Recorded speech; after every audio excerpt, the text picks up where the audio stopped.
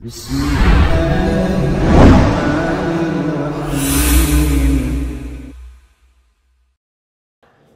alhamdulillah, wassalatu wassalamu ala asyrafil anbiya'i wal mursalin wa ala alihi wa sahbihi wa man tabi'ahum bi ihsanin ila yaumiddin, amma ba'd.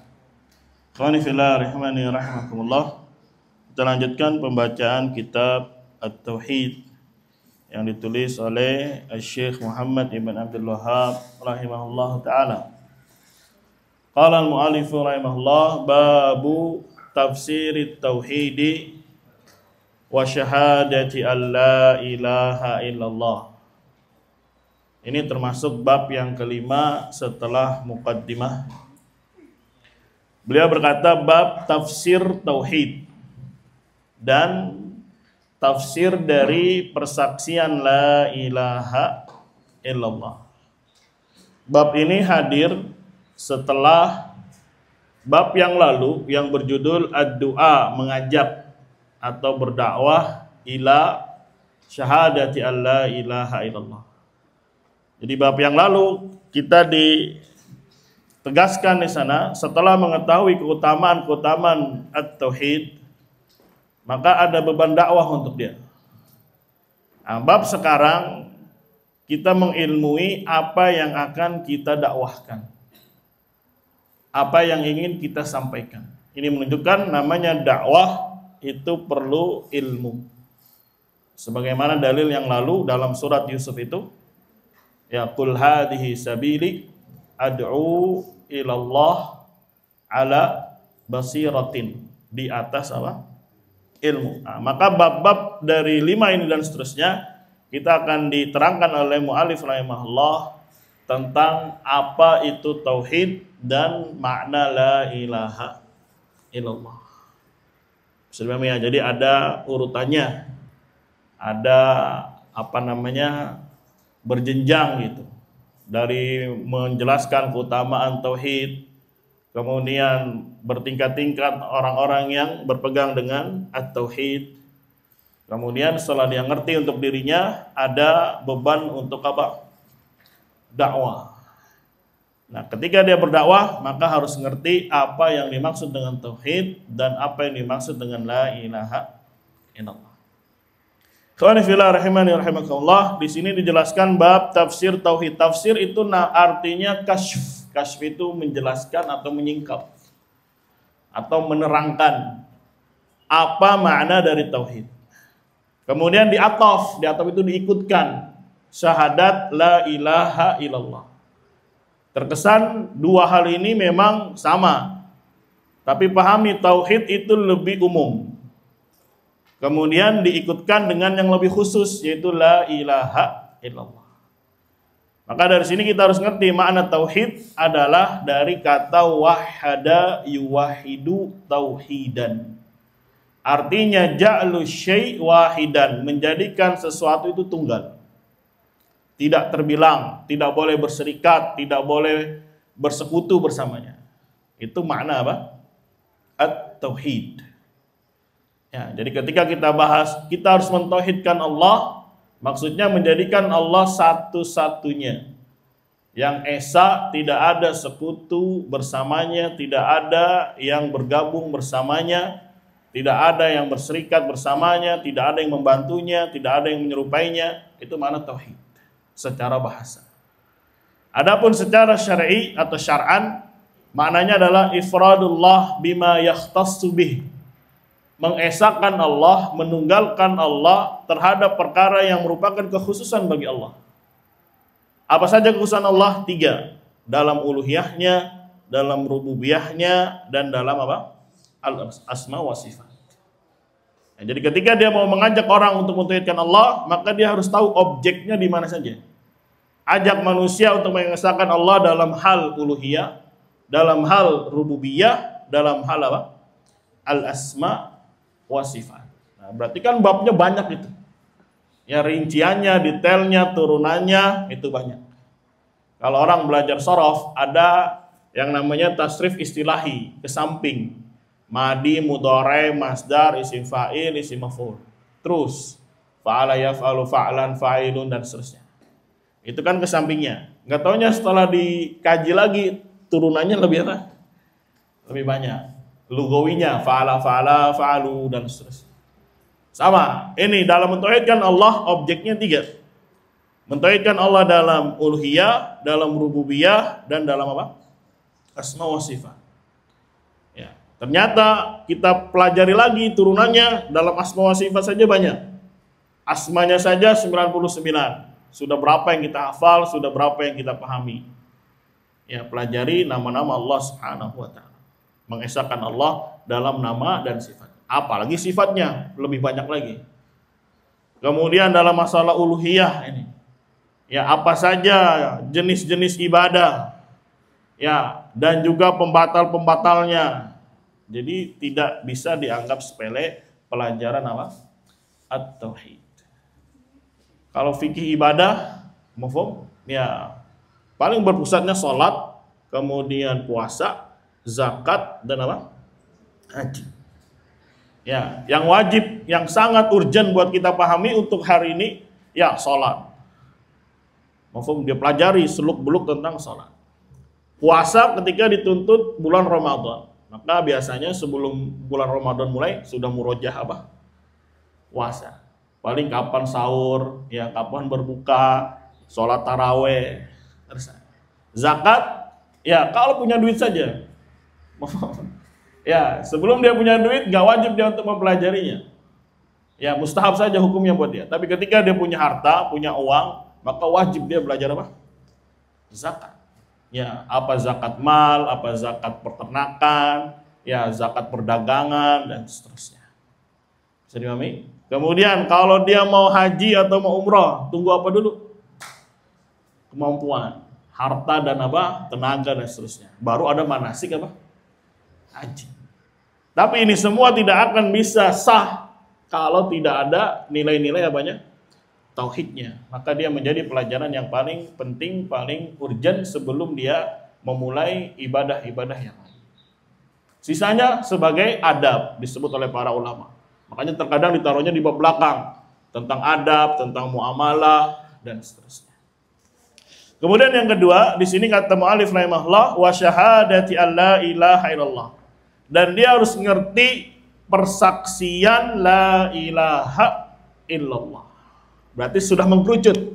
Kalau tauhid tadi kan global, uluhiyah, rububiyah dan apa?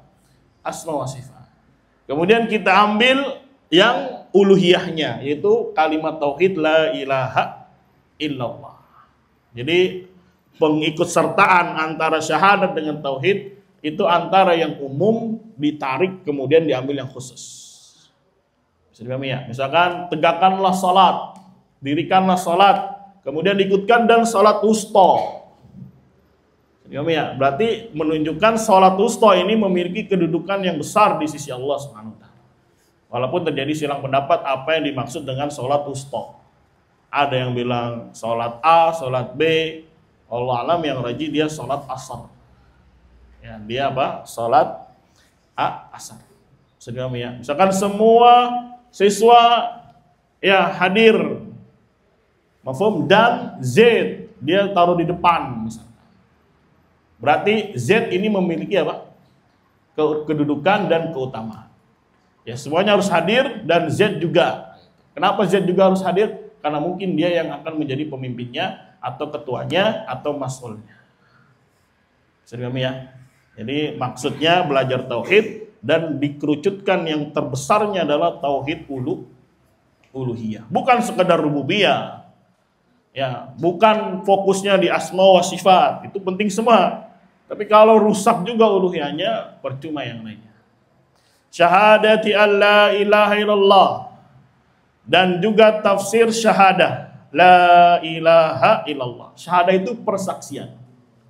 Orangnya disebut apa? Syahid. Syahadah itu persaksiannya, orang yang disebut apa? Syahid. Dan makna syahadah akan terbentuk betul-betul persaksian kalau dia tersusun dari 3 poin utama, menjadi 3 pilar. Yang pertama karena didasari oleh ilmu, didasari oleh yakin, didasari oleh keyakinan. Kemudian dia berucap yang kedua. Ya. Kemudian dia apa? Berucap. Misalkan ada persidangan misalkan. Ya, maka polisi akan mencari apa? Saksi. Ya, tentunya saksi ini yang memang betul-betul melihat kejadian misalkan. Makanya dari sana persaksian itu modelnya ada dua macam.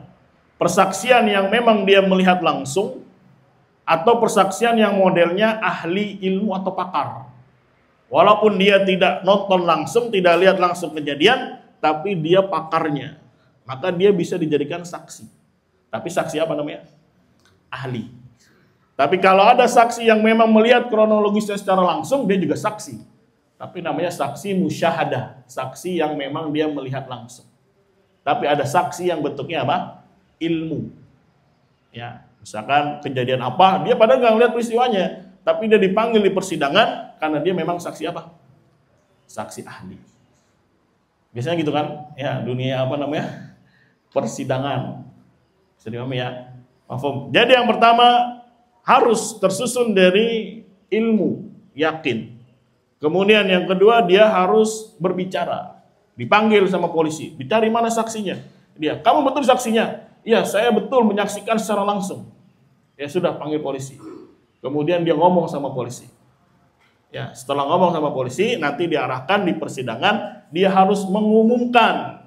Ini yang ketiga, harus bentuk ikhbar, mengkabarkan ke khalayak ramai bahwasanya betul kejadiannya begini, begini, begini. Maka itu betul dikatakan apa?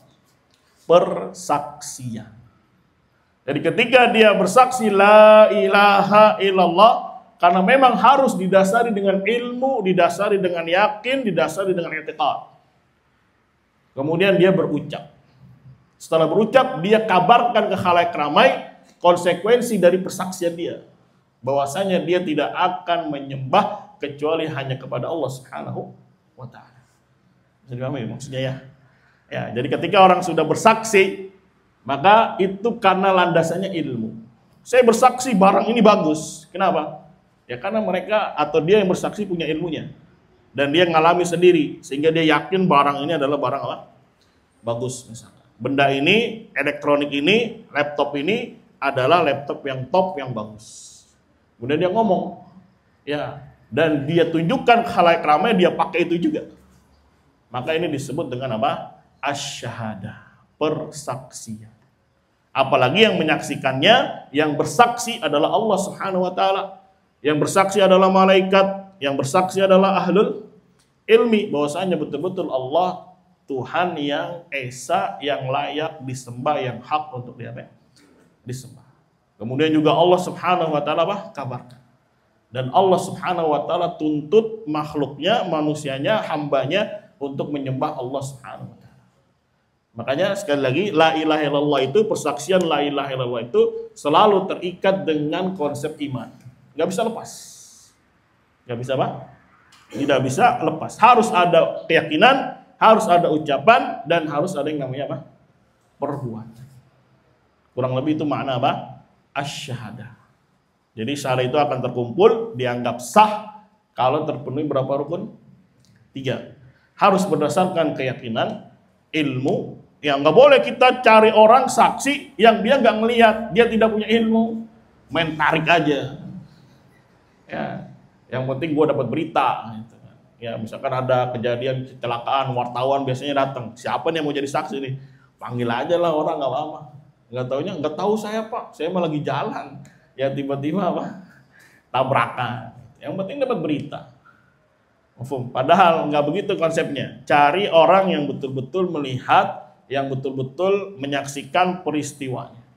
Kemudian baru dia berucap, nanti setelahnya baru dia boleh mengikhbar atau mengkabarkan apa yang telah dia saksikan, apa yang telah dia lihat. Maka sekali lagi, konsep syahadat seperti itu. Ya, misalkan ada orang masuk Islam nih. Ya, kenapa dia masuk Islam? Pasti sebelumnya dia telah observasi dulu.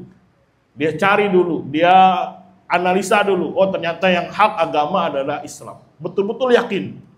Betul-betul diilmui sama dia. Sehingga dia berani mengucapkan asyhadu alla ilaha illallah. Sampai situ enggak cukup. Harus dia mengikhbar, menyampaikan, mengabarkan kepada khalayak dia menjalankan konsekuensi apa yang dia ucapkan, apa yang dia yakini. Jadi percuma walaupun sudah syahadat la ilaha illallah, tapi dia tidak mengikhbar. Ikhbar itu menyampaikan, mengumumkan kepada khalayak ramai. Nggak sholat, nggak puasa, nggak haji. Ya, nggak melakukan ibadah-ibadah lainnya dari tuntutan la ilaha illallah, maka dia tidak bisa dikatakan telah bersyahadat. Sudah pahami sampai sini? Begitu. La ilaha illallah. Ya, sebagaimana yang ma'ruf, la ilaha illallah di dalamnya ada dua apa? Rukun. Rukun pertama apa? Nafi. Nafi itu menolak. Ya, rukun yang kedua namanya apa? Isbat. Berarti nafi menolak semua sesembahan yang ada. Batil, tidak layak untuk disembah. Kemudian kita tetapkan siapa yang satu? Untuk Allah Subhanahu wa ta'ala. Kalau ditanya mana syaratnya? Dari kalimat syahadat itu sudah kita petik syarat ilmu. Jadi dia harus mengilmui makna la ilaha illallah. Jadi percuma walaupun ngomong tapi nggak tahu artinya la ilaha illallah, nggak sah keislaman dia. Karena syarat yang pertama saja sudah gagal. Ya, syarat pertama saja tidak terpenuhi. Makanya rusak kalau ada yang mengatakan bodoh walaupun sudah mengucapkan la ilaha illallah berarti muslim. Berarti menunjukkan bodoh adalah syarat dari la ilaha illallah. Ini kan rusak di dalam memahami konsep keislaman. Ya, maka di dalam persaksian syahadat itu sudah ada ilmu. Ditambah lagi sudah ada yakin di dalamnya. Karena tadi kita ambil dari kalimat apa? Asy-syahadah. Kan dia bersaksi la ilaha illallah. Maka pahami dua rukun ini. Pahami apa? Dua rukun ini. Dan tadi syahadat itu selalu terikat dengan konsep iman. Maka ya, dua rukun ini terikat juga dengan ucapan, terikat juga dengan perbuatan, terikat juga dengan keyakinan. Maka dia harus menghadirkan ucapan-ucapan yang isbat yang bagus. Dan buang ucapan-ucapan yang nafi yang jelek. Nggak boleh dia mengatakan Allah adalah Tuhan yang ketiga atau Tuhan yang satu dari yang tiga. Ini menyebabkan dia kufur. Mengolok-olok Islam, mengolok-olok Allah dan Rasulnya. Ini ucapan-ucapan jelek yang bisa meruntuhkan kalimat apa? La ilaha illallah. Bisa dipahami sampai sini? Ya. Terikat lagi dengan perbuatan, karena iman ada perbuatan. Maka dia harus menghadirkan perbuatan yang isbat, yang positif. Dan membuang perbuatan yang apa? Nafi, yang negatif. Nggak boleh yang ini masuk, yang ini masuk. Ya harus ada yang diambil, ditetapkan, dan yang lain dibuang. Itu konsep sederhana sekali, sesuai dengan fitrah. Nggak mungkin antum mau bikin kopi, air putih masuk, air comberan masuk. Siapa yang mau minum? Ada yang mau minum? Ya ada. Ya, bikin kue bolu, adonan tepung masukin, kemudian kucing masukin, siapa yang mau makan? Nggak ada. Ya kan ini fitrah. Ya, jadi bukan hanya menghadirkan mengisbat, tapi juga nafinya dibuang. Kalau nafinya masuk, isbatnya masuk, akhirnya jadinya apa? Rusak.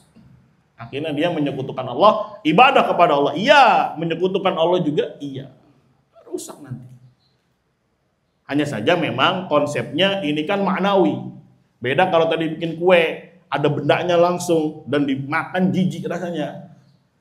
Ya, air putih masuk, air comberan masuk, kemudian diminum. Pasti jijik rasanya. Ya, kalau orang ya subhatnya, was-wasnya syaitan, nggak apa-apa kan, nggak ada rasanya. Ente beribadah juga kepada Allah, beribadah juga kepada wali-wali, kan biasa-biasa saja. Ya enggak, semuanya akan ada apa? Iqabnya dari Allah Subhanahu wa taala, akan ada balasannya dari Allah Subhanahu wa taala. Hanya saja memang konsepnya kan maknawi. Nggak bisa dia pegang, nggak bisa dia cium, nggak bisa dia rasa. Tapi ya tetap ada yang namanya maknawi, akan ada pengaruhnya. Salah satu pengaruhnya dia telah menyekutukan Allah Subhanahu wa taala. Maka dia berhak untuk dinamakan musyrik. Itu efeknya. Ya, berhak untuk dipenggal. Ya, bahkan dia diancam dengan apa? Masuk dalam neraka ketika tidak bertobat matinya. Nasallallahu wasallam. Dan ucapan Allah pasti hak. Ya, begitu juga keyakinan-keyakinan. Harus masuk yang mana? Yang positif, yang bagus. Sedangkan keyakinan-keyakinan yang buruk harus dibuang. Ya, sekali lagi konsep la ilaha illallah selalu terikat dengan konsep apa? Iman. Ya, jadi percuma walaupun sudah ngomong la ilaha illallah tapi malah dihadirkan yang buruk, yang jelek, nyembelih untuk Nyi Roro Kidul batal nih. Ya, kami istighatsah kepada jin batal. Kalau ada yang bilang nggak batal berarti kan ada yang rusak nih di dalam memahami konsep iman dan memahami konsep apa? Islam, memahami konsep tauhid itu sendiri. Diobok-obok sama. Sehingga nggak masalah orang ya sudah berucap dan melakukan perbuatan-perbuatan kufur. Ini yang harus kita pahami bersama, bahwasanya di dalam la ilaha illallah ada nafi dan ada apa? Isbat. Sudah ya, ada nafi dan isbat. Dan dia selalu sekali lagi terikat dengan konsep apa? Iman. Begitu. Isbat itu apa? Harus dihadirkan, sedangkan nafi harus diapain? Dibuang. Ya, misalkan dalam sebuah sistem, ya mungkin sistem apapun ya, hacker misalkan, maka dia harus pakai sistem-sistem yang kuat itu, yang mengisbat, yang mengkokoh, yang menjaga, dan dia harus buang sistem-sistem yang bisa merusak. Konsepnya gitu. Lah kalau ini ada yang jelek, ada yang bagus, ada, hancur nanti. Bangunan apanya, perlindungan hackernya, apapun di semua bidang. Sudah ya? Hah?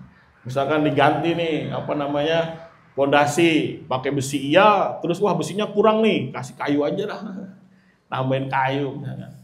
Atau apanya kurang diganti yang lain yang jelek, ya akan rapuh nanti, akan rusak.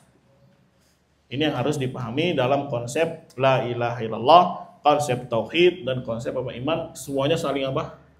Terikat, sehingga kokoh ya keislaman dia, tauhidnya dia dan keimanannya. Jadi kami sampai sini? Hah? Atau ada yang nanya dulu? Biar gak ngantuk. Ya, kita lanjutkan la ilaha illallah. Ilaha itu bermakna ma'bud, yang disembah. Walaupun secara bahasa memang dia bisa diartikan sebagai isim fa'il. Berarti bermakna alih. Karena ilah bisa bermakna isim maf'ul, berarti ma'bud atau ma'luh, yang disembah. Tapi memang secara bahasa ada yang diartikan dengan alihun, berarti artinya qadir, artinya khaliq, artinya raziq. Mafhum? Nah, sekarang ketika dua bentrok ini, maka yang kita pilih yang mana? Kan kita perlu data. Ya, perlu penguat sehingga tepat kita memilih ilah mananya ma'bud yang disembah, atau mananya alih yang maha mampu, yang maha mencipta, yang maha memberi rezeki. Kan udah dua poin ini. Misalkan kitab antum sama nih. Ini kitab misalkan ini Al-Quran saja ya. Yang model begini ada dua. Terus antum bingung punya anak yang mana. Maka untuk menentukan punya dia, gimana caranya? Maksud tebak-tebak kancing? Enggak. Gimana caranya? Lihat korina, lihat petunjuk. Ya mungkin dia buka di sini. Oh ini nggak ada namanya. Biasanya anak sudah kasih nama di sini. Oh ada namanya dia. Jadi ambil punya dia. Nggak boleh dia terserah aja ambil. Ya. Nanti bisa jadi dia menzalimi haknya orang lain ketika diambil punya orang lain. Maka perlu kita penguat. Kita pilih yang mana? Apakah mananya ma'bud atau mananya apa? Alih tadi, yaitu maha mampu, maha mencipta, maha segalanya dalam rububiyah. Maka kita lihat ya konteks-konteks yang ada ketika berbicara tentang la ilaha illallah adalah konteks uluhiyah, bukan ubudiyah. Bukan rububiyah. Ya ini dipahami betul oleh Abu Lahab, oleh siapa? Abu Jahal. Ya, ketika diajak mengucapkan la ilaha illallah, malah dia aneh banget. Masa ilah-ilah yang banyak pengen dijadikan ilah cuma satu. Nah, berarti menunjukkan ilah di sini mananya yang disembah. Bukan yang mencipta. Ada yang mencipta dia tahu, cuma Allah satu-satunya. Yang memberi rezeki orang-orang Quraisy tahu, hanya Allah Subhanahu wa taala. Selain itu nggak ada yang mampu. Bagus berarti dalam konsep rububiyah orang-orang musyrik. Ya, sebenarnya tapi rusak dalam konsep apa? Uluhiyah. Lah uniknya orang zaman sekarang mengartikan ilah adalah alih yang maha mampu.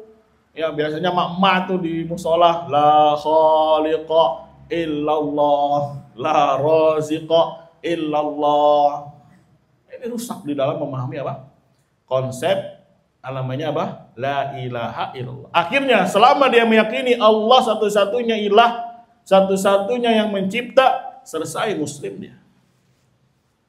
Ya, padahal ini tidak diyakini oleh Abu Lahab, Abu Jahal dan kawan-kawannya. Nah, ini yang harus kita pahami tentang konsep arti dari apa? La ilaha illallah. Oh ya. Jadi memang kata ilah bisa bermakna ma'bud, yang disembah, atau bermakna alih, yaitu qadir, maha mampu, maha mencipta, maha memberi rezeki. Nah, ketika ada dua tafsiran ini, maka kita pilih yang mana. Caranya kita ambil data, ambil bukti, ambil penguat yang menunjukkan salah satunya yang mana. Begitu. Jadi kita lihat tentang faktualnya. Jangan cuma mengandalkan teori. Oh berarti bisa dua, bisa ini, terserah saya ngambil. Enggak begitu konsepnya. Rusak nanti ketika kita beragama tidak punya data, tidak punya dalil, tidak punya rujukan, ya, dan kita menutup mata dari faktual yang ada. Ya, karena banyak orang yang rusak seperti ini, ya, menganggap yang penting negara kita ini sudah terjaga 5 poin, terjaga hartanya, terjaga darahnya, terjaga jiwanya, terjaga kehormatannya, terjaga apa lagi? Ya, masalih maslahat syariah itu kan ada 5. Harta, apalagi darah, ya, kehormatan, jiwa, apalagi satu lagi, agama, ya, terjaga ini kan, ya. Tapi dia tidak melihat bagaimana cara menjaga ini. Mafhum? Cuman berpatokan ini saja. Akhirnya menjaganya pakai pikiran dia, pikiran si fulan, pikiran si fulan. Ya, padahal pikirannya itu lemah, pikirannya itu rusak ada. Dia sesuai dengan kepentingan masing-masing. Ya, emangnya syariat tidak menjaga 5 poin ini? Emangnya Al-Quran tidak menjaga 5 poin ini? Sehingga cuma mengandalkan yang penting 5 poin ini sudah ada di negeri ini, maka sah sudah. Ya, negeri ini adalah negeri Islam. Nah, ini rusak di dalam apa? Menimbang sesuatu perkara. Enggak begitu konsepnya. Ya betul, dia dalam teorinya betul 5 ini terjaga. Tapi apakah tidak dijelaskan dalam syariat? Dijelaskan. Betul memang konsepnya la ilaha illallah. Apakah dibiarkan, disuruh akal manusia suruh mikir sendiri? Terserah ilah mau mana ma'bud, mau mana ali, terserah. Enggak. Dalil-dalil yang lain menjelaskan, menerangkan bahwasanya ilah di sini yang dimaukan adalah ma'bud, yang disembah. Bukan yang maha mampu, yang mencipta. Karena untuk apa kita mentakrir, ya menggenjot orang kepada sesuatu yang dia sudah mengiyakan. Justru kita menekan seseorang karena dia menolak. Sehingga kita tekan untuk mengatakan, untuk bersaksi. Ya, misalkan dia sudah yakin bahwasanya langit biru. Terus kita tekan, ayo katakan langit biru. Ya gimana? Percuma. Wong langit sudah warnanya apa? Sudah biru. Ya, untuk apa Nabi Muhammad mendakwakan orang-orang Quraisy sesuatu yang sudah mereka ketahui? Berarti kan sama aja. Ayo katakan bahwasanya yang mencipta adalah Allah. Ayo katakan bahwasanya yang memberi rezeki adalah Allah. Ya mereka sudah meyakini, kenapa harus didakwahi lagi? Justru Nabi Muhammad datang mendakwahi kepada sesuatu kaum yang mereka mengingkari tauhid apa? Uluhiyah. Kan konsepnya begitu. Masa orang sudah iya dipaksain lagi? Ini namanya mendakwakan pada perkara yang sudah jelas, terang, percuma berarti. Berarti ya sia-sia Allah mengutus Nabi Muhammad. Berarti sia-sia Allah menurunkan Al-Quran. Sia-sia Allah Subhanahu wa Ta'ala memberikan wahyu kepada Nabi Muhammad berupa hadis-hadis dan yang lainnya. Percuma. Kalau memang makna dari la ilaha illallah adalah apa? Ar-rububiyah, yang tidak ada mencipta kecuali siapa? Allah Subhanahu wa Ta'ala. Ini yang harus kita pahami dari konsep la ilaha illallah. Ya panjang lebar emang begitu namanya. Ya supaya antum punya angle berbeda gitu di dalam memahami la ilaha illallah. Dan dia sekali lagi terikat dengan konsep apa tadi? Iman. Jadi di dalam la ilaha illallah harus ada ucapan, harus ada perbuatan, dan harus ada i'tiqad. Dan ini semuanya yang bagus dihadirkan, yang jelek diapain? Dibuang. Ya, yang jelek kalau masuk gimana? Ada yang bisa merusak, yang menghancurkan, ada yang hanya mencacati. Nah, maka nanti setelahnya dibahas. Apa saja yang bisa merusak la ilaha illallah sehingga hancur binasa, dan apa saja yang bisa merusak nilai-nilainya. Tapi tetap ada, hanya saja rusak, masih bisa dipakai. Ibarat mobil mah mungkin AC-nya udah mati, ya remnya harus dikocok, ya power steeringnya udah mati, tapi masih bisa diapain ya? Masih bisa dipakai. Tapi kalau mesinnya yang turun, ya, walaupun AC-nya nyala juga, walaupun bodinya bagus, nggak bisa juga diapain ya? Dipakai. Ya, percuma mobil bagus, misalkan BMW, tapi naiknya towing. Ya. Berarti kan yang rusak udah parah ini. Ya sehingga dia tidak bisa jalan. Tapi kalau masih bisa jalan, yang mati cuman AC, yang mati cuman apa lagi? Wipernya mungkin, ya masih bisa apa dia? Masih bisa jalan. Nah ini yang akan kita bahas pada bab-bab berikutnya. Bismillahirrahmanirrahim. Semoga judul ini bisa dipahami. Sekali lagi, tauhid itu lebih global, kemudian dikerucutkan dengan tauhid apa namanya? Uluhiyah. Paham sampai sini? Mungkin ada yang mau ditanyakan dulu? Ya, intinya bab ini menghadirkan ketika mau dakwah harus ngerti itu tauhid. Harus ngerti itu la ilaha illallah.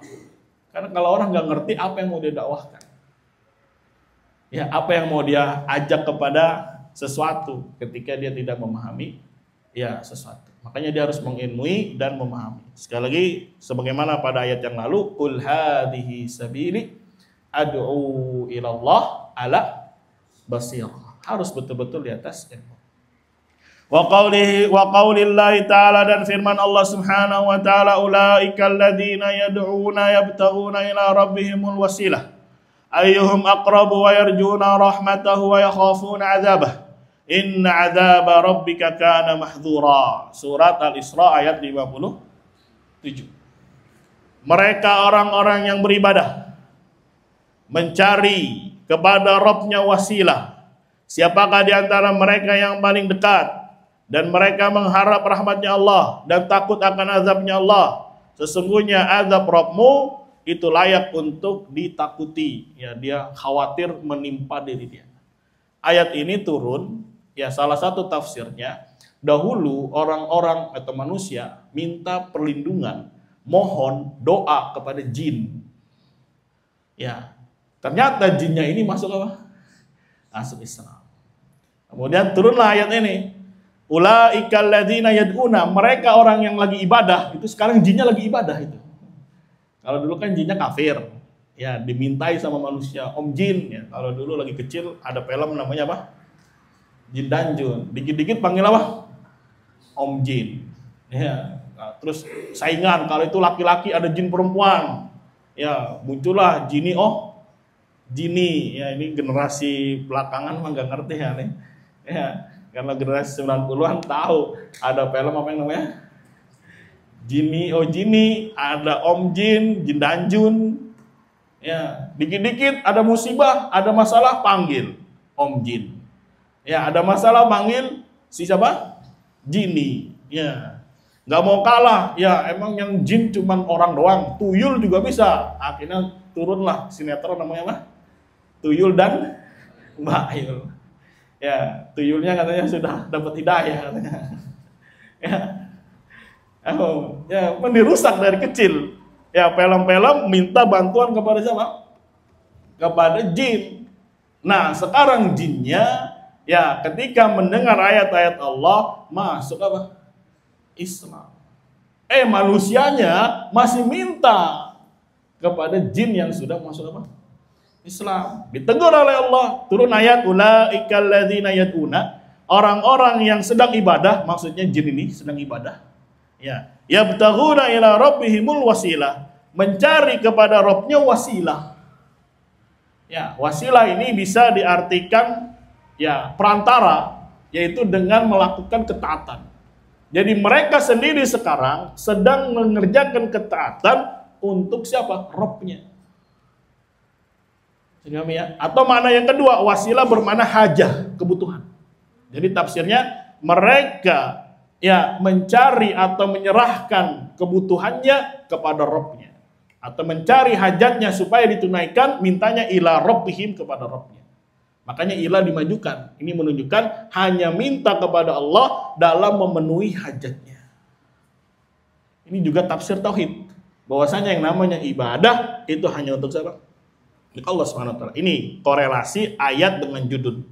Kan di judulnya kita sedang menjelaskan makna tauhid, menjelaskan makna la ilaha illallah. Apa maknanya? Minta kepada Allah di dalam menunaikan hajatnya. Karena wasilah, kata Ibnu Abbas, bisa bermakna hajat. Yabtagun artinya mencari. Yang menuntut. Berarti dia mencari hajatnya ila rabbihim. Kepada Rabbnya. Lah, kenapa ente sekarang manusia untuk mencari hajatnya minta kepada siapa? Jin ini. Padahal jin ini aja mintanya langsung kepada siapa? Pada Allah Subhanahu wa taala. Ya, ditegur, turunlah ayat Al-Isra ayat 50 berapa nih? Surat Al-Isra ayat 57. Bisa dipahami ya ayat ini maknanya? Karena ada juga yang mengatakan bukan jin itu, tapi tentang Nabi Isa. Jadi Nabi Isa saja berdoa, ia meminta kepada Allah. Ya, kenapa kalian mintanya kepada siapa? Isa. Al-Muhim tidak ada kontradiksi antara yang menafsirkan apakah dia jin ataukah dia Nabi Isa atau yang lainnya. Intinya wali-wali orang-orang soleh ini yang mereka jadikan perantara, mereka sendiri saja mintanya langsung kepada siapa? Pada Allah. Ya, bahkan dikatakan ayyuhum aqrabu. Siapa di antara mereka yang paling dekat di sisi Allah? Itu dengan amal soleh. Dengan minta langsung kepada Allah. Ini tafsir dari tauhid. Ya, adapun dia minta kepada jin, minta kepada perantara, ini yang bisa merusak maka harus dibuang. Sedangkan yang isbatnya mintanya hanya kepada siapa? Kepada Allah Subhanahu wa taala. Apalagi sifatnya mereka wa yarjuna rahmatahu, berharap rahmatnya Allah, wa yakhafuna adzabah, dan takut akan azabnya Allah. Berarti terkumpul ibadah tadi, minta menunaikan hajatnya kepada Allah Subhanahu wa taala, dan dia ada sifat roja, berharap, dan ada sifat khauf, takut. Makanya para ulama menyebutkan ya ibadah itu harus terkumpul 3 poin ini. Mahabbah atau ibadah tadi kecintaan, kemudian apa? Roja, dan juga apa? Khauf. Mahabbah nanti yang akan menjadi kepala, sedangkan roja dan khauf akan menjadi sayap. Ya, jadi kalau orang ibadah tidak ada mahabbah nggak jadi. Ya, bisa jadi malas, bisa jadi meninggalkan karena tidak punya rasa apa? Cinta. Dan selain rasa cinta, dia juga harus berharap akan rahmatnya Allah, ingin mencari surganya Allah. Ya, dan takut akan azabnya Allah, azabnya nerakanya dan seterusnya. Nah, ini karakter orang-orang yang sedang diminta. Ya, anggaplah wali songo orang-orang soleh. Apa kerjaan mereka? Sama, minta kepada Allah Subhanahu wa taala. Anggap, ya walaupun ceritanya simpang siur. Ya, anggap mereka adalah wali-wali orang-orang apa? Soleh. Maka namanya orang-orang soleh mintanya hanya kepada siapa? Kepada Allah Subhanahu wa taala. Ngapain dia mintanya kepada siapa? Wali songo. Dan itulah manusia, juhal, bodoh. Padahal peristiwa sudah ada, tertulis dalam sejarah, tapi terulang kembali. Terulang kembali. Makanya banyak diingatkan oleh Allah, ya bukankah belum jauh masa nabi-nabi yang diazab? Bukankah belum jauh masanya Nabi Nuh, Nabi Ibrahim, Nabi Lut, ya yang sudah diazab oleh Allah Subhanahu wa taala. Tapi itulah manusia, kadang balik lagi, kadang balik. Ya, mafhum. Jadi nggak mungkin terus bertahan terus, nggak mungkin, karena godaan setan itu luar biasa. Ya bisa jadi hari ini kita kokoh, belum tentu besoknya apa? Allah berikan istiqamah. Maka banyak minta kepada Allah ke istiqamah. Inna adzaba rabbika kana mahdhura. Sungguhnya azab Rabbmu itu layak untuk ditakuti, dikhawatirkan. Karena azabnya Allah itu pedih. Ya, siksanya Allah Subhanahu wa taala itu sangat apa? Dahsyat. Jadi pahami ya, surat Al-Isra ayat 57 ini berbicara tafsir tauhid. Apa tafsirnya? Ibadah hanya kepada Allah. Sedangkan yang tidak tertulis memang ada peristiwa orang manusia ini minta kepada ini. Ini syirik ini, nggak boleh. Ini dibuang. Sedangkan yang isbat minta kepada siapa? Pada Allah Subhanahu wa taala. Itu korelasi antara judul dengan apa? Ayat. Dari sisi yabtaguna ila rabbihimul wasilah. Mereka saja meminta, mencari kepada Rabbnya hajat-hajatnya. Kenapa ente malah minta sama saya? Saya miskin. Ya, jadi kalau ada orang yang minta duit, saya aja miskin gitu kan. Ngapa minta sama saya? Oh, minta sama si fulan gitu misalkan. Nggak usah lewat saya lagi, orang saya juga apa? Miskin gitu. Saya aja butuh. Maaf. Jadi paham ini konsep atau tafsir dari surat apa? Al-Isra. Ini ayat ini harus betul-betul dipahami dengan terang, karena terkadang muncul lagi, lupa lagi. Walladzina ulaikal ladzina yad'una, artinya orang-orang yang sedang ibadah tadi itu jin. Ya, mereka itu apa karakternya? Yabtaguna ila rabbihimul wasilah. Minta hajatnya kepada Allah. Ini yang pertama. Yang kedua, wa yarjuna rahmatah. Minta rahmat kepada Allah. Wa yakhafuna adzabah, takut akan azabnya Allah. Ya, malah datang orang manusia-manusia. Masih banyak hari ini orang yang minta kepada jin. Banyak sekali. Ya, dan jangan dipahami berarti hanya terkhusus untuk jin, tidak. Inti masalahnya adalah beribadah kepada selain Allah Subhanahu wa taala dihukumi syirik. Ya. Dia minta saja kepada orang yang masih hidup tapi gaib, tidak hadir, tidak mampu. Ya, dia minta sama syekh tarekatnya yang ada di Tarim misalkan, dia di sini. Ya sama saja. Dia telah meminta kepada selain Allah, maka jatuhnya syirik apa? Besar. Ya. Kalau jin kan masih hidup nih, cuman gaib. Ya, gaib dia. Kita nggak tahu dia lagi ngapain. Terus dia minta. Ya, apalagi juga yang kasusnya di mana? Di kuburan. Udah tahu-tahu dia di kuburan, dipendem. Yang jin saja yang ada, cuman dia gaib, dihukumi sebagai kesyirikan. Apalagi yang tidak ada, yang tidak hadir. Berarti kan lebih utama bahwasanya itu dihukumi dengan apa? Kesyirikan. Paham nih konsepnya? Ya, jadi harus ngerti tentang tauhid, tentang la ilaha illallah supaya bisa kita mendakwahkan. Terlebih kepada keluarga kita. Wa qaulihi ta'ala wa idz qala Ibrahimu li abihi wa qaumihi. Tatkala Ibrahim berkata kepada bapaknya dan kaumnya, apa ucapan Ibrahim? Innani bara'um mimma ta'budun.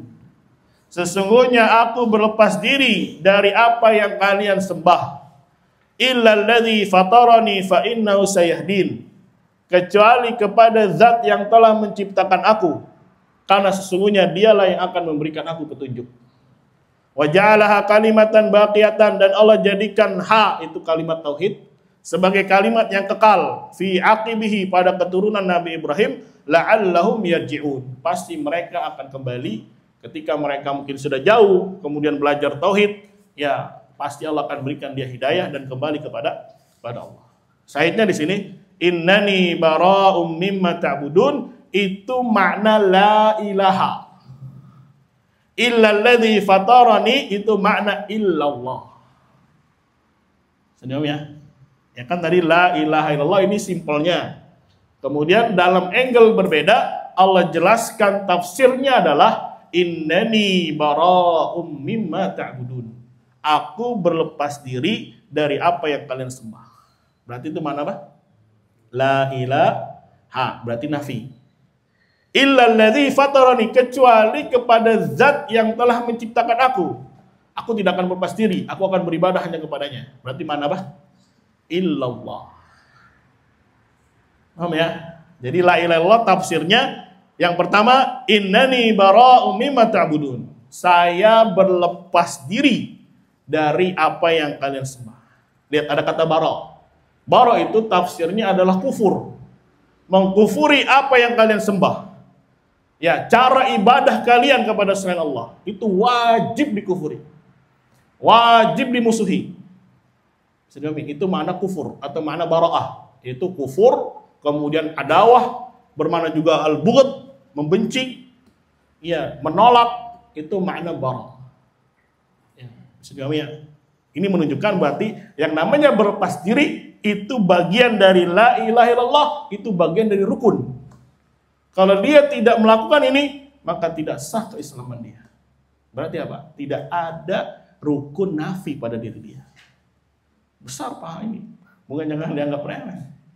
Tapi lihat, kalimatnya mimma ta'budun. Dari apa yang kalian sembah. Orangnya nanti dulu. Ya, kita bahas apa yang dia sembah dulu. Nanti orangnya ada pembahasan yang kedua.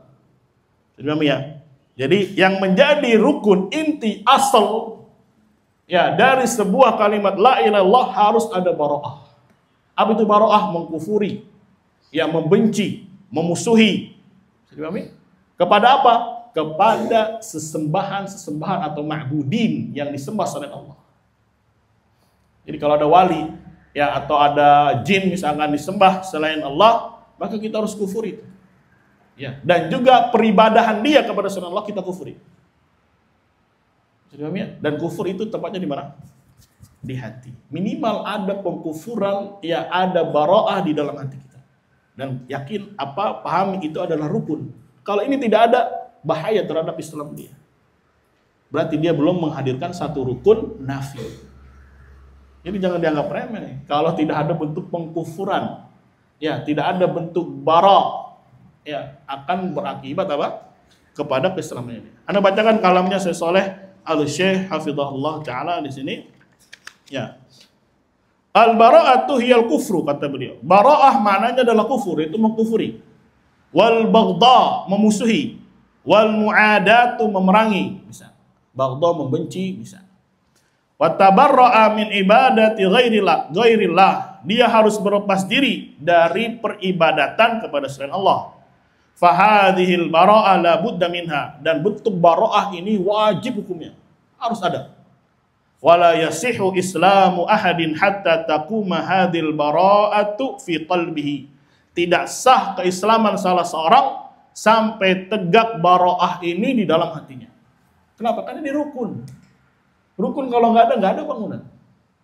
Ya, jadi yang kita kufuri adalah peribadatan kepada selain Allah. Itu wajib karena dia menjadi kadar minimum. Sebuah i'tiqad, sebuah keyakinan akan kufurnya peribadatan kepada selain Allah.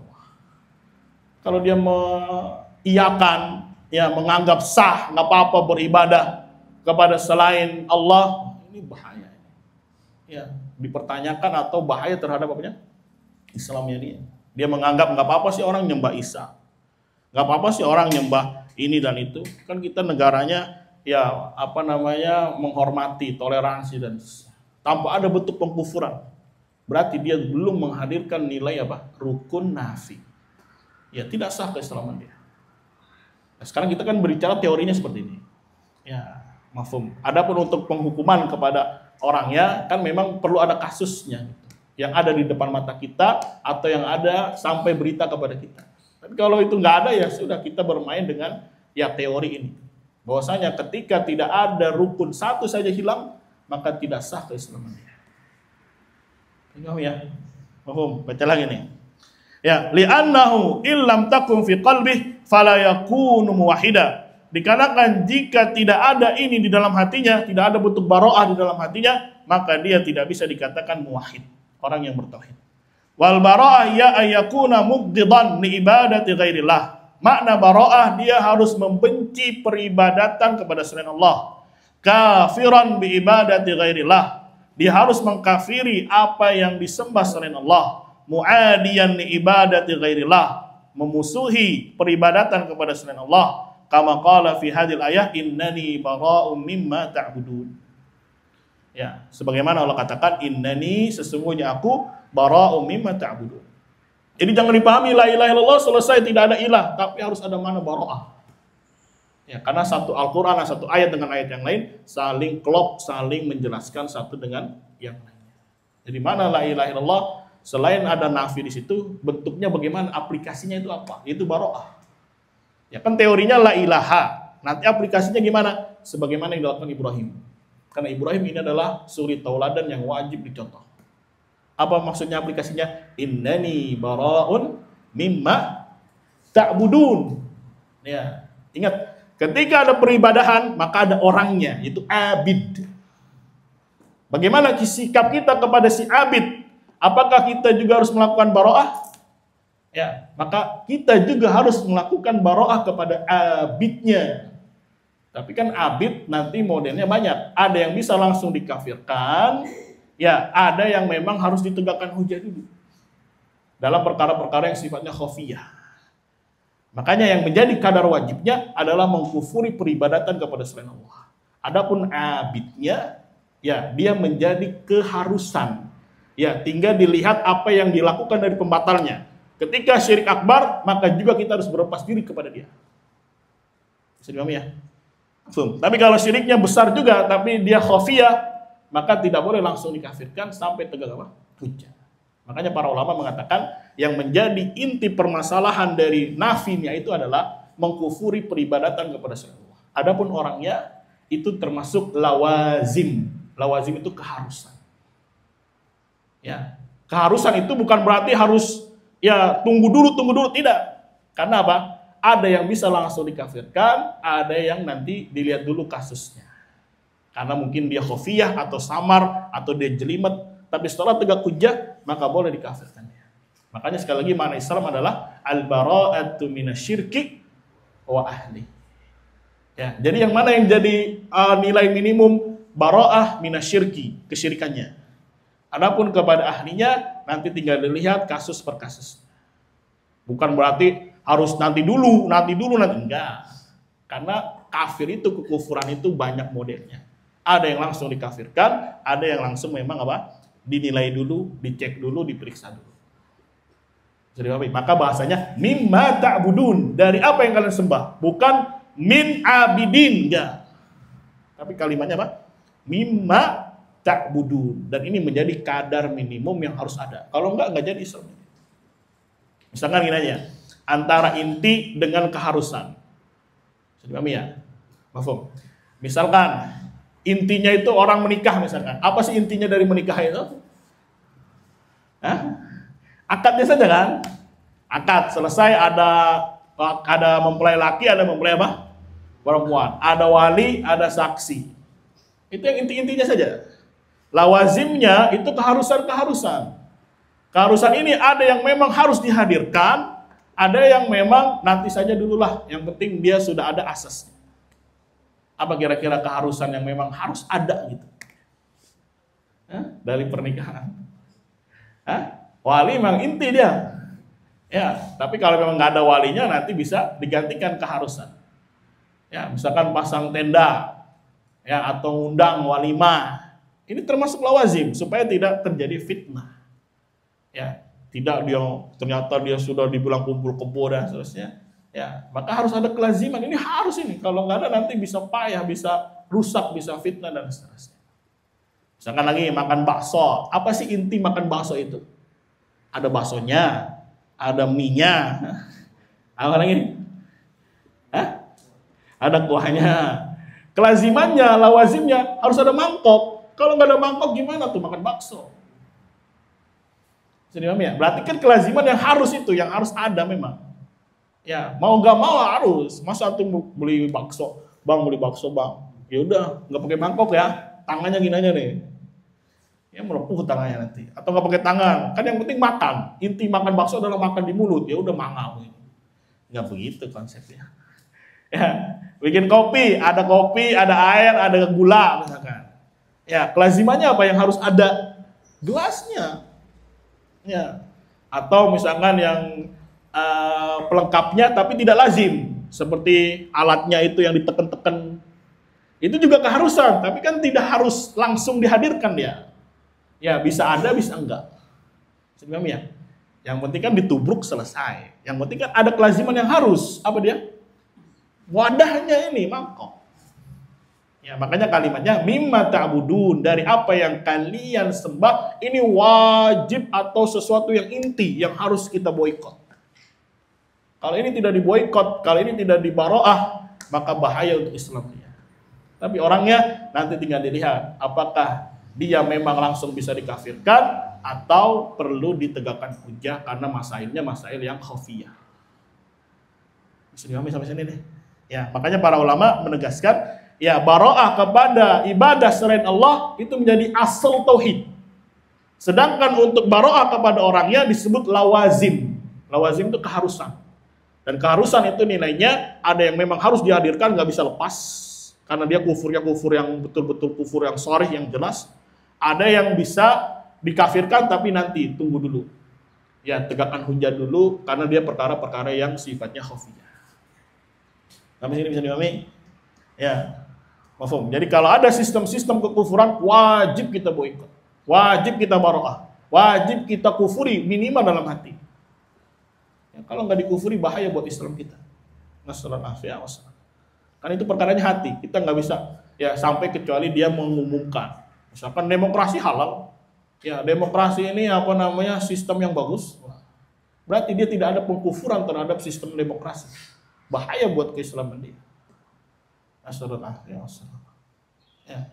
Bahkan ini apa? Menjadi rukun. Ya, jadi baroah itu masuk rukun. Tapi baroah yang apa yang harus anda pahami? Baroah terhadap peribadatan kepada selain Allah. Orangnya menjadi keharusan. Dan mananya keharusan bukan berarti nanti enggak. Karena keharusan ada yang harus itu juga, ada yang bisa nanti ditunda. Begitu nggak konsepnya? Ini ya. Ya, misalkan antum mau umrah. Inti umrah itu apa sih? Tawaf, ihram, tawaf, sa'i, cukur. Selesai. Ya, itu inti. Tapi ada lawazimnya keharusan. Kalau dia nggak ada umroh. Apa? Pesawat. Masa ya tuh? Ya, anggaplah pesawat lazimnya nggak lazim. Bisa naik sepeda, bisa jalan kaki. Tapi apa yang harus lazim ada, nggak bisa hilang. Apa? Paspor, ya. Visa. Oh. Tapi apakah sekarang pertanyaannya, paspor dengan visa, apakah dia bagian dari umroh? Tidak. Tapi dia lawazim yang harus melekat. Kalau nggak ada, ditendang atau ya naik pesawat nggak pakai paspor. Mohon maaf Bapak. Walaupun dia presiden, dia harus punya paspor. Ya, paspor diplomatik namanya. Warnanya hitam kalau nggak salah. Ya, itu paspor sakti itu. Ya, di belakangnya tertulis, tolong dilindungi warga ini karena dia ya punya hubungan diplomatik dan seterusnya. Kalau kita kan paspornya apa? Ijo. Cuman ngasih paspor doang, nih Pak paspor. Dilihat lagi kelazimannya, ada nggak visa? Kecuali kalau ke negeri-negeri yang memang tidak wajib visa, seperti Oman tidak wajib visa, ke Malaysia tidak wajib visa. Sudah ya? Jadi ada lazim yang memang harus nempel terus. Ya makanya kalimatnya sekali tidak mengkufuri pelakunya secara langsung karena dirinci dia. Tapi untuk mengkufuri kegiatannya, aktivitas kekufurannya itu nggak ada rincian, wajib kita kufuri karena dia menjadi rukun. Sudah ini? Apa harus bikin di papan tulis nih? Jadi ya. Jadi rukun dari nafi adalah baro'ah. Nah, pertanyaannya baro'ah terhadap apa? Peribadatan kepada selain Allah. Aktivitasnya wajib kita kufuri. Tapi orangnya memang harus dirinci. Ada yang harus, ada yang memang tidak harus. Maksudnya nanti dicek dulu, diperiksa dulu. Makanya kalimatnya sekali, mimma ta'budun, dari apa yang kalian sembah. Bukan min abidin, dari orang-orang yang menyembah, tidak. Karena dia perlu dirinci. Sudah ya? Misalkan nih, ada orang ya lagi melakukan praktek perdukunan, praktek larung laut itu, larung laut, maka wajib kita kufur itu, perbuatan itu. Orangnya gimana? Kita lihat, apakah itu kufur yang jelas zahir? Kalau jelas zahir, langsung juga kita bilang orangnya juga kafir. Karena dia kelaziman yang harus. Ya, nggak usah ngasih uzur. Ya, kecuali dia dalam melakukan syirik-syirik yang sifatnya khafi. Maka jangan langsung kita kafirkan dia. Jadi ya. Makanya sekali lagi kalimatnya mimma ta'budun, bukan min abidin. Kalau abidin orangnya. Tapi kalau ta'budun ya kegiatan dia ibadah kepada selain Allah SWT. Ini wajib menjadi rukun yang harus kita boikot dalam hati, minimal dalam hati. Kalau antum mampu dengan tangan, ya turun di sana. Lagi acara larung laut, antum datang misalkan. Ya tapi bawa tentara ya. Bawa apa lagi? Bawa backingan itu. Tapi kalau antum sendiri, masya Allah. Ya. Kalau Nabi ya kayak Nabi Ibrahim berani sendiri. Ya lihat Nabi Ibrahim bukan hanya ngomong innani bara'um mimma ta'budun. Tapi apa? Ya dia dengan tangan dipotong semuanya, dipenggal kepala-kepala berhala. Sendirian lagi. Tapi kan bedanya antara kita dengan dia kan jauh. Ya. Nabi Ibrahim apa? Nabi, ya ditangkap, dibakar, nggak apa? Nggak mati gitu, malah kedinginan.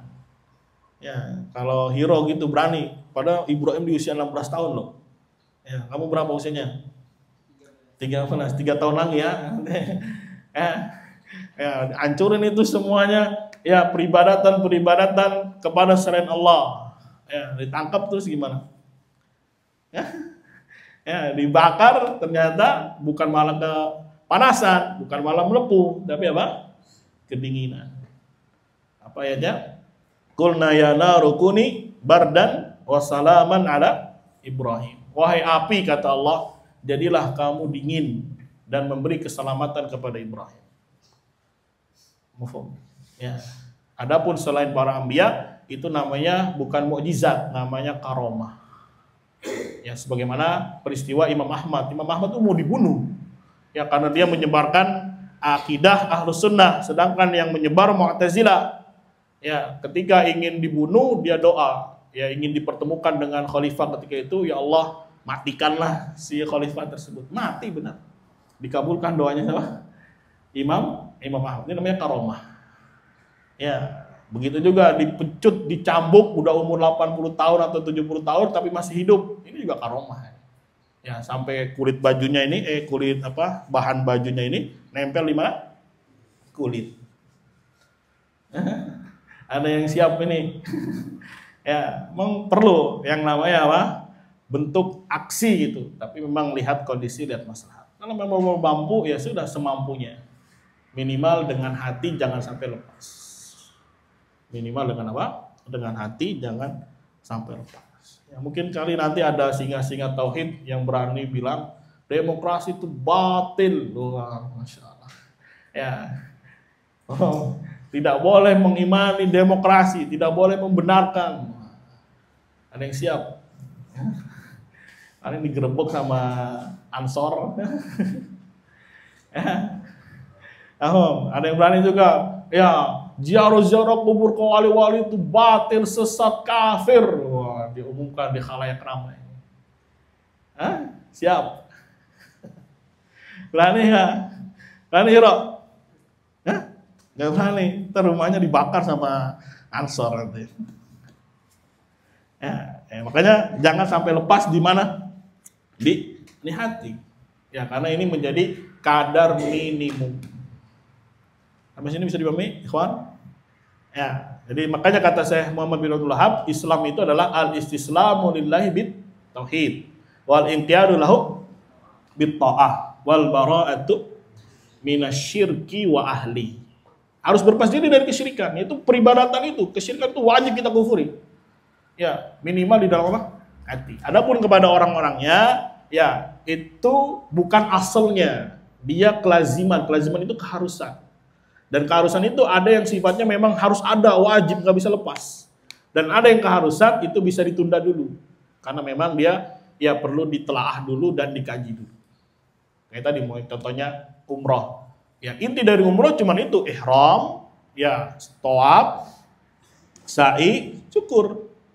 Ya, kalau antum bisa lakukan ini tanpa lawazim, lakukan, tapi kan nggak akan mungkin. Ya, hatta antum tinggal di Saudi, ya, mau nggak mau harus ada lawazim yang harus jalan kaki, naik mobil, ya, atau nggak bisa juga harus ada yang angkut misalnya karena dia mungkin berkebutuhan khusus, ya, atau pakai kursi roda, tetap ada yang angkut, itu lawazim yang harus. Ya, begitu juga dalam orang-orangnya. Ada yang lawazim memang harus dikafirkan karena dia melakukan perkara-perkara yang jelas gamblang dari kesyirikan. Ya, ada yang memang nanti dulu karena memang kufurnya ini ya mungkin duna kufrin, ya, atau kufurnya yang khafi. Sampai sini bisa dipahami? Ya, bukan berarti ya pakai kaidahnya Murji'ah, betul perbuatannya kufur wajib kita kufuri tapi orangnya belum tentu. Nah, ini kaidah batil.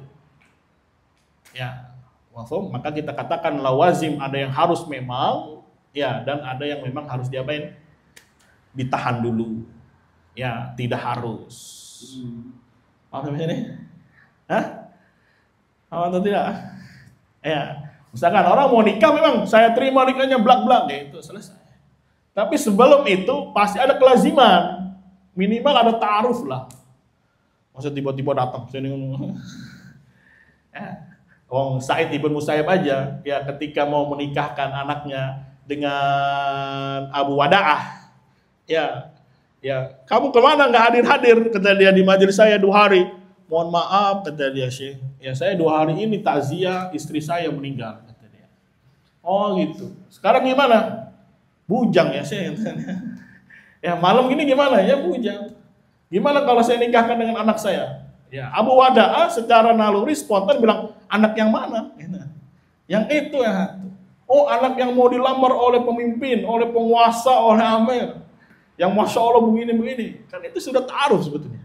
Kan nggak langsung saya ingin. Enggak. Ada lawazim yang tertanam gitu. Dia tahu, ditanya dulu anak yang mana gitu. Nggak taunya anak yang fulana.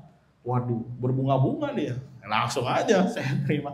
Ya, bahkan sebelumnya, tapi tunggu dulu, saya nggak punya duit, kata dia. Saya cuma punya 3 dirham. Nah itu 3 dirham cukup, kata siapa? Kata Sa'id ibn Musayyib. Sa'id ibn Musayyib ini mantunya Abu Hurairah. Nah, dia tuh nasabnya luar biasa. Jadi Abu Hurairah punya anak dinikahi sama siapa? Sa'id ibn Musayyib. Nah Sa'id ibn Musayyib ini punya anak perempuan, dilamar sama semua orang-orang kaya, orang ini ya ditolak sama Sa'id ibn Musayyib. Tapi ketika ada Abu Wada'ah yang luar biasa dalam agama, ya sini tahu. Walaupun dia duda. Ya. Akhirnya apa? Dinikahkan dia dengan anaknya. Pulanglah siapa Abu Wada'ah. Karena Sa'id ibn Musayyib ini khawatir di malam harinya dia tidak ada teman, akhirnya di maghrib harinya ketok-ketok, assalamualaikum.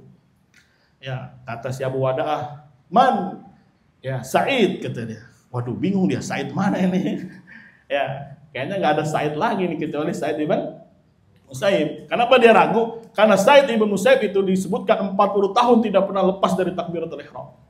Lah ini sudah maghrib, sudah azan, kok ada di sini? Ya, akhirnya dibukalah, kaget dia, di belakangnya ada bayangan hitam. Maksudnya apa bayangan hitam? Anaknya itu. Nih anak saya nih. Ya saya khawatir kamu di malam hari bujang gitu. Masya Allah. Mahfum ya. Jadi ada lawazim yang memang harus gitu. Ada lawazim yang memang ditahan. Maka kalimatnya sekali lagi, ana ulang-ulang terus, mimma ta'budun. Ini kadar wajib ini. Nggak boleh lepas. Kalau lepas berarti hilang rukun kita dari nafi. Ya, walaupun dia mengisbat, tapi nafinya tetap harus juga dihadirkan. Nih, ini yang harus dipahami. Ya, mungkin terkesannya berat, tapi pelan-pelan saja. Ya, ana ulang-ulang terus. Supaya tertanam di dalam hati kita betul-betul makna tauhid itu apa, makna la ilaha illallah itu apa. Jangan sampai kita dibohongi terus.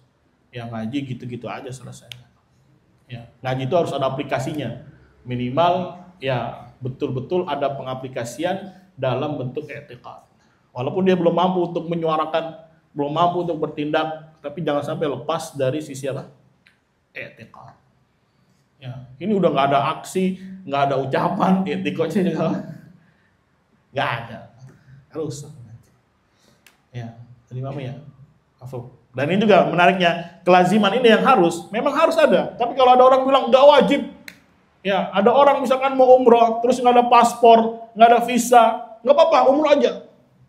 Ya, nggak apa-apa, nggak ada paspor, nggak ada visa. Yang bodoh siapa berarti? Yang bodoh sama yang bilang apa? Nggak apa-apa. Ya, nggak apa-apa kalian beribadah kepada Allah, nggak apa-apa kalian untuk apa namanya nyembelih nggak apa-apa, nggak masalah. Ya, nggak usah dikafirkan. Orang yang menyembah Nyi Roro Kidul nggak kafir. Ya, berarti sama aja tadi kasusnya seperti orang nyuruh umroh misalkan tanpa paspor, tanpa apa? Bisa. Sama aja orang nyuruh makan bakso nggak pakai mangkok, nggak apa-apa, langsung aja mangap. Kan rusak namanya. Ya, dai yang namanya dai harusnya mengajak manusia kepada kebaikan. Ini mengajak manusia kepada apa? Kehancuran. Ya, orang makan bakso suruh mangap. Itu pendekatan pemahaman saja ya. Pendekatan apa? Pemahaman saja. Maka ketika dia mengajak orang masuk Islam, harus berlepas diri kepada kesyirikan dan juga pelakunya. Ya, ini juga harus dikufuri. Jangan cuma betul ini kesyirikan kita kufuri tapi orangnya belum tentu. Maka dirinci nih, orangnya belum tentu itu yang mana modelnya. Kalau modelnya syiriknya besar, zahir, ya maka dia juga dicap, divonis sebagai orang musyrik dalam penamaan. Gak boleh kita diam saja, gak boleh kita lepas dari keyakinan. Bisa rusak nanti apa? Justru keimanan kita, keislaman kita. Nasallallahu alaihi wasallam. Ya panjang lebar, cuman baru dapat 2 ayat. Khair insyaallah. Ya mungkin ada pertanyaan. Tafadhalu barakallahu fikum. Ya. Surah Kahf itu salah satunya disebutkan oleh para ulama dalam masalah-masalah asma sifat misalnya. Ya, karena syirik itu selain di rububiyah, di uluhiyah, juga dalam masalah apa? asma wa sifat. Tapi tidak semua asma wa sifat. Ya, kalau misalkan dalam nama-nama Allah yang cuma penyebutannya sedikit atau jarang keluar di nama Al-Qur'an, ya terus dia tolak, ya belum tentu dia langsung kita kafirkan. Karena mungkin dalilnya dikit. Atau ada nama atau sifat yang dalilnya diperselisihkan. Mungkin yang satu bilang dhaif, ya kemudian dia tolak. Ya nggak bisa langsung dibilang dia ini orangnya kafir dan seterusnya. Ya, misalkan syirik khaufi juga dalam masalah hati. Ya, misalkan khauf, itu khaufnya di mana tempatnya? Di hati. Kita nggak bisa pastikan dia hatinya khaufnya kepada siapa, kan kita nggak tahu. Kecuali kalau dia ngomong. Ya sudah, kita pakai dalilnya umum. Barang siapa yang takut kepada selain Allah, takut kepada jin, karena jin ini bisa begini-begini memurunkan dia, maka dia kafir. Tapi kan sekarang kita nggak tahu dia lagi takutnya sama siapa. Makanya dia namanya apa? Khaufi.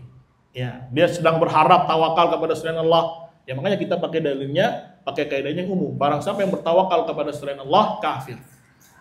Tapi untuk orang yang memastikan, kita kan nggak tahu sampai dia lontarkan ucapannya. Maka dia termasuk yang bentuknya apa? Khaufi. Tapi kalau orang nyembelih untuk tidur di laut, bawa kambing, bawa domba, bawa sapi, terus kita cari dulu hatinya. Enggak gitu konsepnya. Ya, dia panggil ya Ali, terus kita tanya dulu hatinya. Itu udah jelas zahir kamu. Ya, ini yang tidak bisa dibedakan oleh orang-orang yang terkena penyakit apa? Irja. Jadi akhirnya kekufuran itu cuma di dalam apa? Hati. Begitu. Ya jelas-jelas orang injak-injak Al-Quran, ngincingin Al-Quran, ya, masih dikatakan tunggu dulu hatinya mau kufur enggak? Gimana ceritanya? Nanti nggak ada orang kekufuran. Jelas-jelas dia mengolok-olok Allah Subhanahu wa taala, ya mengolok Rasulnya, maka ditanya dulu nanti dulu. Ya, kita belum hujahi dia. Ya, bisa jadi dia melakukan itu begini-begini. Akhirnya nggak ada yang kekufuran kecuali di dalam apa? Hati.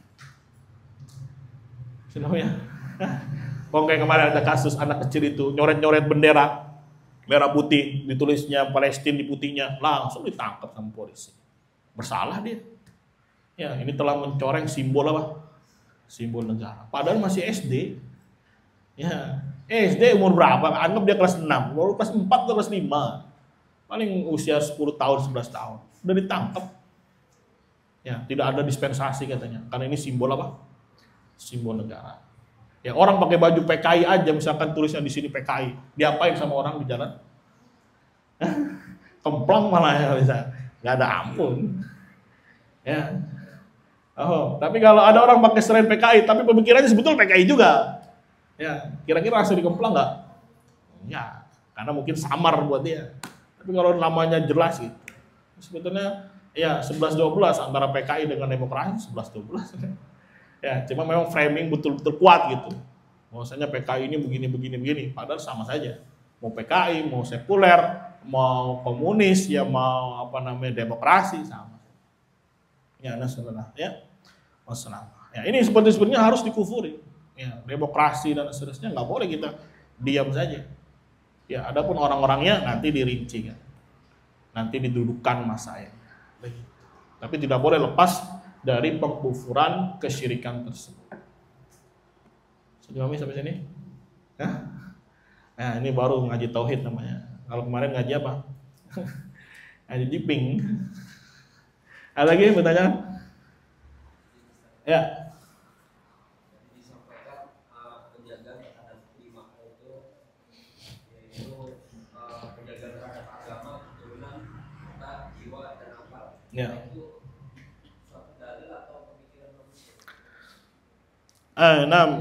Itu menjadi namanya maqasid syariah. Maqasid itu tujuan.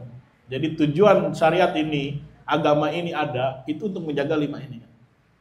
Ya, ini kan dikumpulkan oleh para ulama, semua dari dalil ternyata semuanya mengkerucut kepada 5 poin ini. Ya, misalkan lagi jelasin ya wala taqrabu zina misalkan. Berarti dia sedang menjelaskan penjagaan terhadap apa? Kehormatan. Ya, misalkan nggak boleh minum khamar dalam menjaga apa dia? Akal. Ya, tidak boleh mencuri untuk menjaga apa? Harta.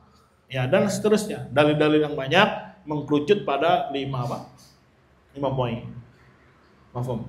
Tapi sekarang pertanyaannya, apakah 5 poin dasar ini tidak dijelaskan rinciannya dalam syariat? kemudian diserahkan kepada manusia? Kan itu yang dipertanyakan. Ya, karena ada orang yang beranggapan selama negara itu maqasid syariahnya 5 ini sudah ada, maka dia negara Islam. Ya. Memang secara konsep begitu, negara harus menjaga ini kan. Tapi ini yang jelasin siapa? Manusia atau Rabbul Alamin? Kan gitu. Ya.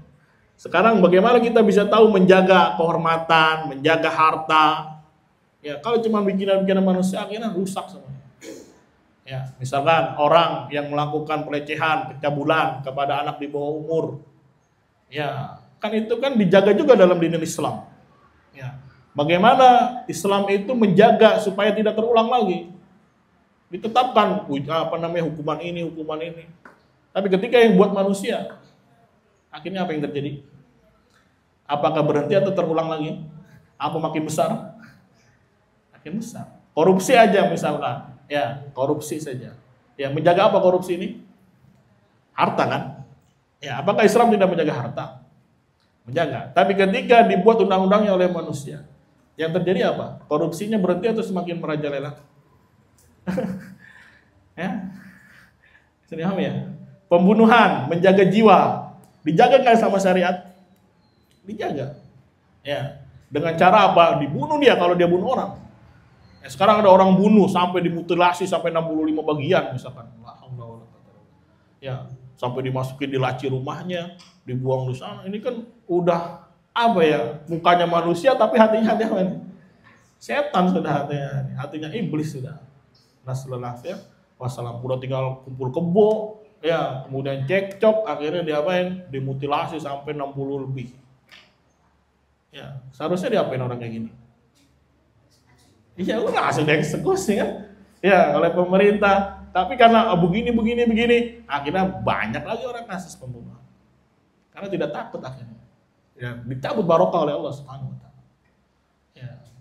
Lihat aja di Yaman saja misalkan, orang bunuh itu dibunuh.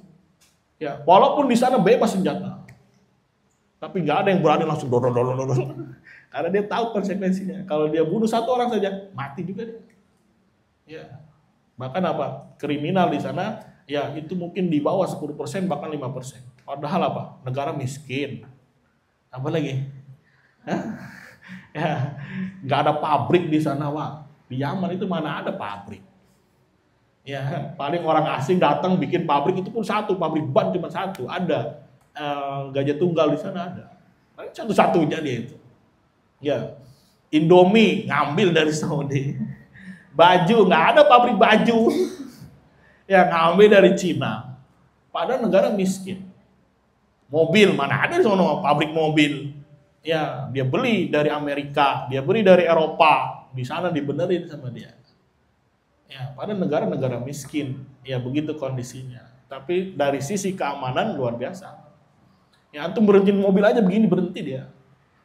Ya ditanya mau kemana? Naik. Ya, pernah berhenti mobil gini, berhenti dia naik di belakang, naik hiluk kan? Ya, nggak taunya di belakangnya udah pakai sorban semua gini, sambil pegang AK-47 ini. Naik rame-rame gitu kan.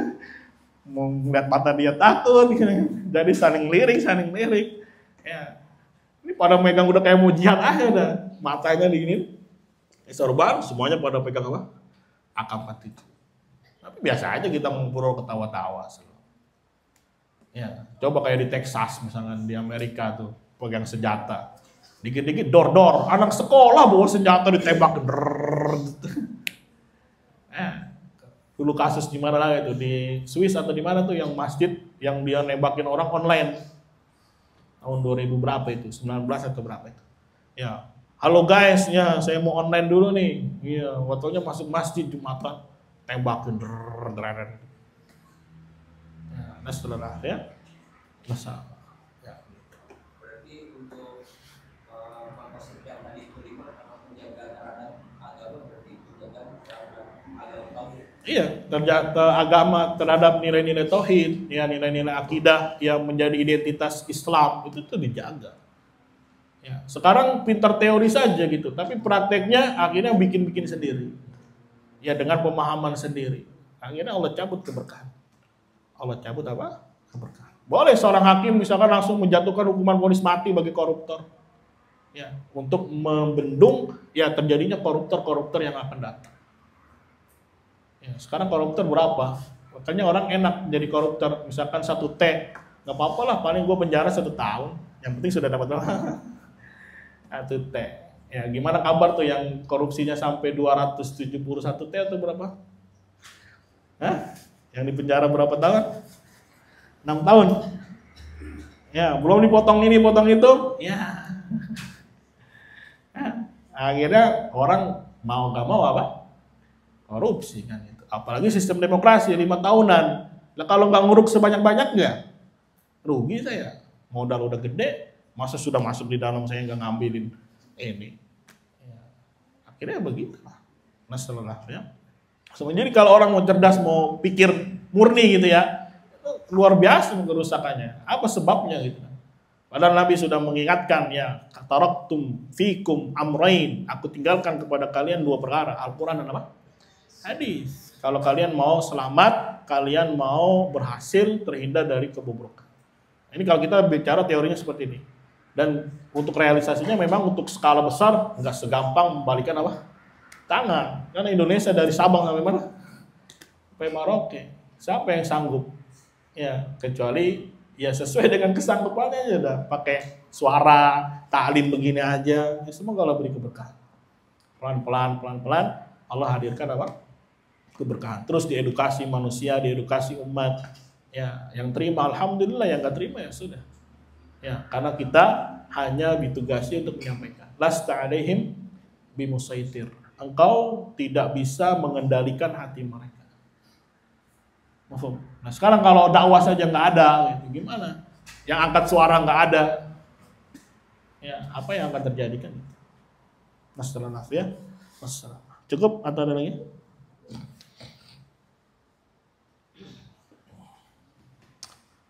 Paham ya? Jadi ada kadar wajib yang harus diapain? Dikufuri, yaitu ibadatu ghairillah. Adapun abidnya, para penghambanya, orang-orang yang menyembahnya, maka dia dikatakan bukan asal, tapi lawazim. Tapi jangan dipahami lawazim itu berarti dibuang sekonyong-konyong, enggak. Karena lawazim juga harus ada yang selalu melekat, nggak bisa lepas. Ya, seperti dengan atau apa namanya, mau sholat. Sholat itu kan dari takbir sampai salam, itu doang sholat. Tapi kalau nggak ada wudu, sekarang wudu bagian dari sholat nggak? Enggak. Ya, tapi kalau nggak ada wudu, nggak jadi. Ya, begitu juga. Ya, untuk mengkufuri yang wajibnya, yang harusnya, yang rukunnya, mengkufuri ibadatu ghairillah. Ya, sistem-sistem kufur itu juga masuk dalam. Intinya kekufuran, kesyirikan wajib kita ingkari di dalam hati. Wa man yakfur bit-taghut. Dimulai dengan wa man yakfur bit-taghut wa man yu'min billah. Adapun orang-orangnya nanti dilihat. Ada yang memang harus, ada yang memang ditunda dulu karena lihat dulu, dikaji dulu. Begitu. Ya, kalau di Murji'ah betul kita kufuri ini, tapi untuk orang-orangnya ya semuanya harus dilihat dulu, hati-hatinya, jero-jeroannya. Ya, rusak ini. Ya, ini apa? Rusak. Nasallallahu alaihi wasallam. Semoga Allah lindungi kita, semoga Allah jaga kita. Ya, mungkin kita lanjutkan pada pertemuan yang akan datang biidznillah taala sisa dari dalilnya. Semoga Allah berikan kita keistiqomahan. Amin ya rabbal alamin. Kita akhiri subhanakallahumma wa bihamdika asyhadu an la ilaha illa anta astaghfiruka wa atubu ilaik. Assalamualaikum warahmatullahi wabarakatuh.